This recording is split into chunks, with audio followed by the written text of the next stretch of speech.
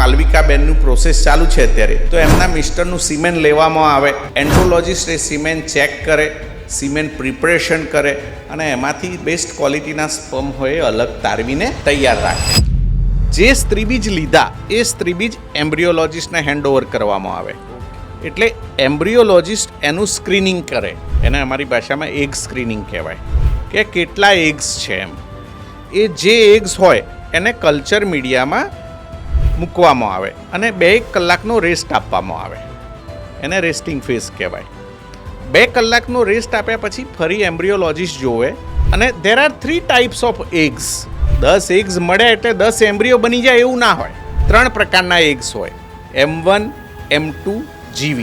આપણા માટે કામ લાગે M2, એટલે કેટલા M2 છે એ એમ્બ્રિયોલોજિસ્ટ જોવે અને એ M2માં પછી પુરુષ બીજ ઉમેરવામાં આવે છે. આ વાત થઈ એમ્બ્રિયોલોજિસ્ટ ડિપાર્ટમેન્ટની.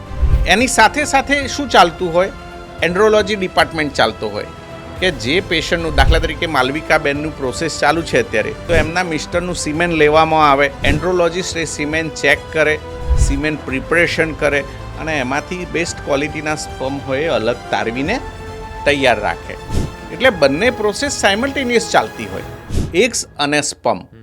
આ બધી પ્રોસેસમાં સહેજે 2-2.5 કલાક થતા હોય.